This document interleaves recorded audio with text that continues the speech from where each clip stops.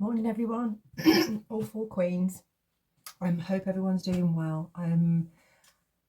Oh, what a lovely day today. Do you know what? One of the things I wanted to say to you was I've done a couple of recordings, and when I stumble with my words and I'm not getting my words out, I used to laugh at a lot of the readers when I first started watching the tarot community because I couldn't understand why they were like trying to get the words out. And obviously, with me, same with them. It's when you're channeling, they're saying so many things so fast that you're trying to get it out, and sometimes you stumble. So if you see me do that, have a giggle, because sometimes I can't get out what they're trying to say quick enough, and it's sometimes you stumble. So that's I just wanted to say that. So I was thinking about, okay, I say spiritual lesson, but I think sometimes it's probably spiritual session.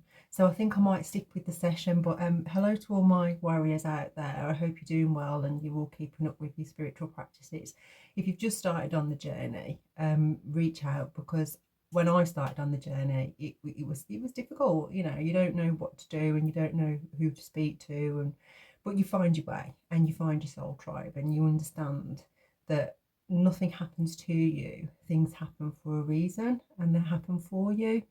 And some of the pain that you go through and some of the revelations that you find, as much as it's difficult, it's for a reason, because some people are there to come with you and some people will not come with you on your journey going forward, and that's because they've still got their lessons to learn. That's not a negative from them, it's just that, you know, we're all here for a purpose, and some have more lessons to learn, whether that's greed, pride, envy, jealousy, whatever it is. We've all got our lessons to learn. And the reason why it's all four queens, I've been the Queen of Cups and I still am the Queen of Cups.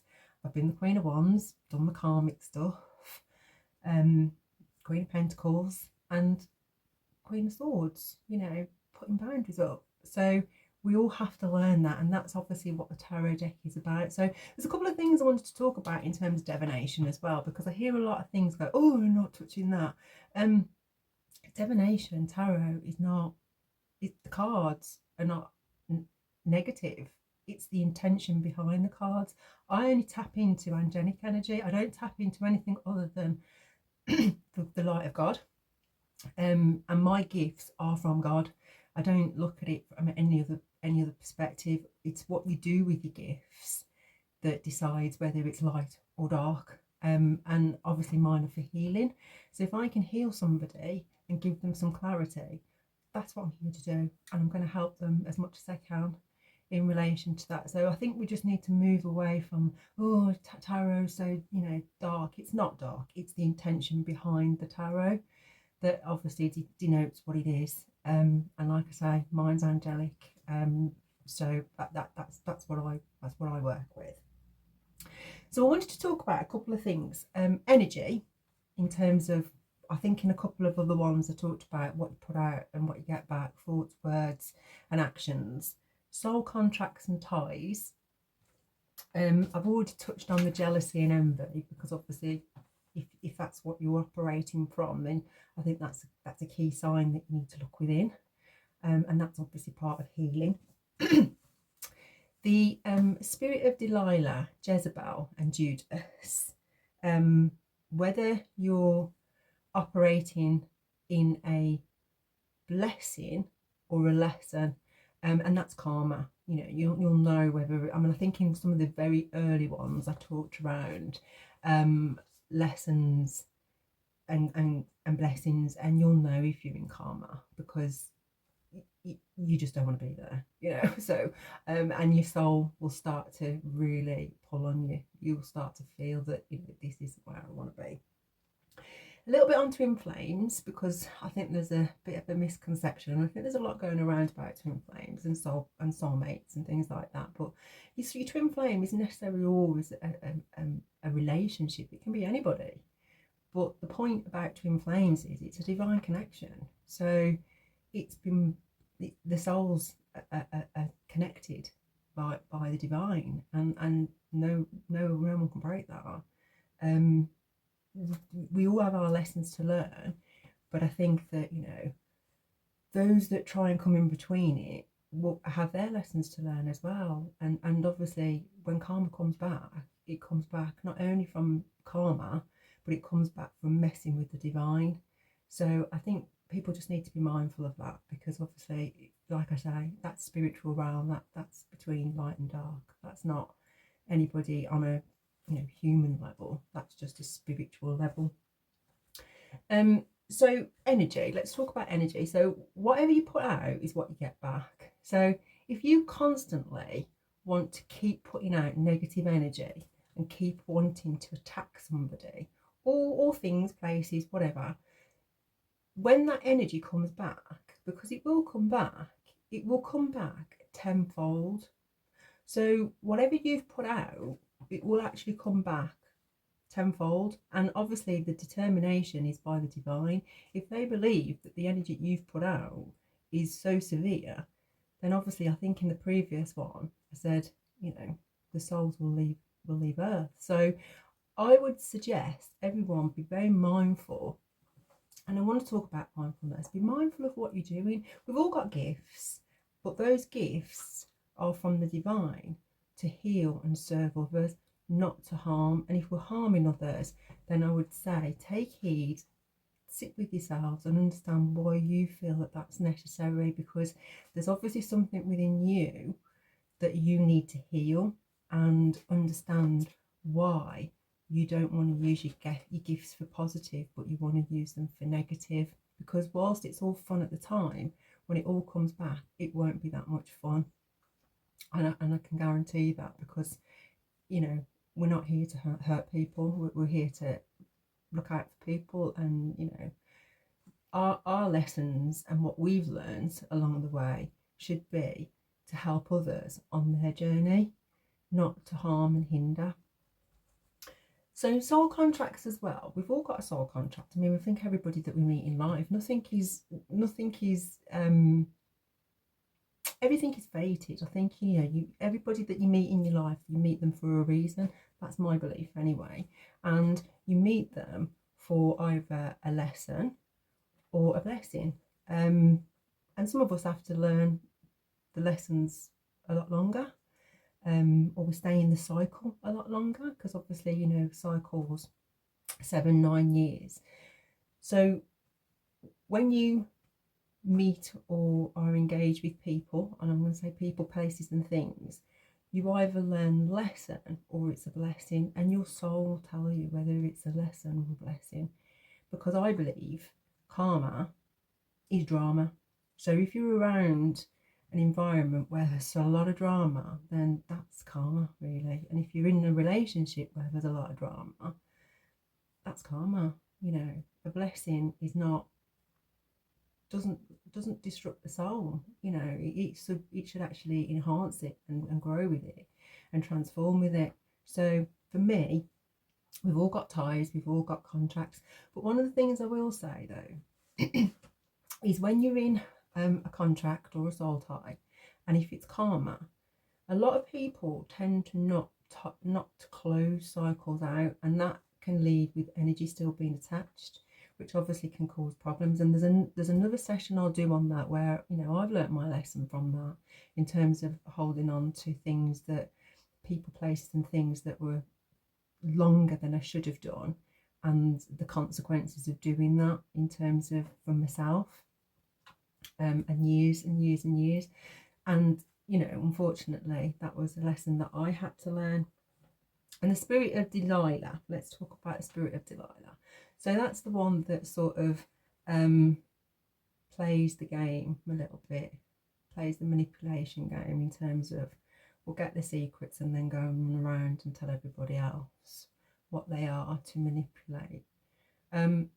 We've all got Delilahs in our lives, but I think it's about being mindfulness and discernment in terms of who they are, being aware of what they are, and why they do what they do, and why they say what they say. Lies have consequences, don't they? Because it's energy and it will come back. Same as Jezebel. Jezebel obviously uses her sexual energy to manipulate. might look beautiful on the outside, but actually what's the soul like on the inside? Is it light or is it dark? And I think, you know, that's something that in this world people are very visual, but what they don't look at is the inside. And it's the inside that actually is probably what one needs to be more aware of. Spirit of Judas, obviously that's the betrayer. So again, you know, people are walking around carrying these spirits, but again, it's all down to discernment. Are you aware of what they're doing? Do you facilitate it? Do you allow it? Or do you actually put boundaries up and say no, that's not for me, and walk away? The spirits are spirits, and you know, people have to learn their own lessons the way that they want to learn their own lessons. But what I'm going to do is I'm going to do a session on each one of those in a little bit more detail, because yes, I do use the Bible, and the reason why I use the Bible, upon spiritual awakening, when I was little, and it's in my book, I had no idea what they were talking about being a Catholic. I was fearful of it. It scared the living daylights out of me because I was told to believe in God. And I didn't really understand it. And we had to go to mass, and I didn't really get what the whole thing was because I couldn't see God. But upon awakening, I feel that, you know, what I do and how I operate and how I help others is from the energy of God. You know, God is energy as the devil is energy. And so when I sat and read the Bible again, I got nuggets from it. I understood what it was saying. I understood the prophecy in it and just the common sense, really. I'm not saying it's perfect. And you can decide yourselves whether you believe in that or not. But I think faith is important to believe in something. And it amazes me. And it's not a criticism, it's not a judgment. But it does amaze me when people need something or want something and they always pray to God. So what's the difference with praying to God every day and just being grateful for what you already have, and to your ancestors that actually got us here in the first place? You know, that to me, I don't see what would be wrong with that. So, you know, but it's obviously a personal choice. But that for me, and obviously in the book I talk a little bit more about being a child and not really understanding stuff and being told that that's what you have to do, and now I understand it more. And you know, as you read more scripture, you get more understanding of it. But that's obviously on awakening, and I think the whole mental health thing is because people are awakening. You know, we are here to raise the consciousness of the planet. You know, we've moved from the 3D into the 4D now, and you know, the consciousness of the planet and the mindfulness of the planet is about us, how we see ourselves and how we see others. You know, the ego is the ego, and it's always going to be there, but it's like, do you use your ego or do you use your intuition?